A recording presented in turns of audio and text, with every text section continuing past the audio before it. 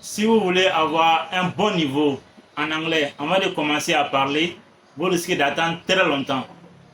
Et je vais vous expliquer pourquoi. Beaucoup de personnes me disent, je veux d'abord avoir suffisamment de vocabulaire, je veux d'abord améliorer ma prononciation, je veux d'abord maîtriser la grammaire et ensuite je vais commencer à parler. Mais le problème est que ce moment n'arrive presque jamais. Avec le temps, j'ai appris une chose très importante dans l'apprentissage de l'anglais. On n'apprend pas à parler en entendant d'être prêt, mais on le devient en parlant. Tu vas parfois commettre des erreurs, c'est normal. Tu vas parfois chercher tes mots, c'est normal. Tu vas parfois mal prononcer un mot, c'est normal.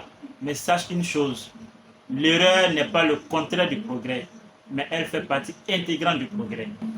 Au lycée, j'ai acheté le livre de grammaire anglais de A à Z. Un livre que j'ai révisé du début jusqu'à la fin à maintes reprises, pensant que ce livre allait m'aider à améliorer mon expression en anglais. Après un moment, le constat était que mon niveau d'expression n'avait pas évolué.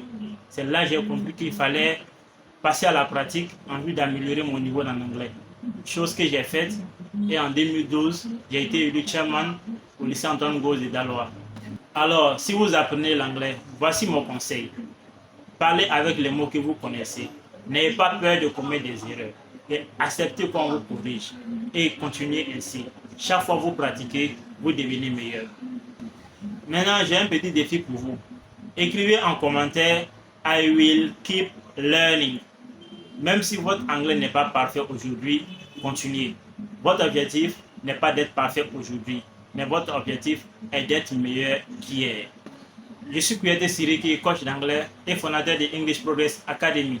Merci d'avoir regardé cette vidéo et à la semaine prochaine pour une nouvelle vidéo en anglais. Bye!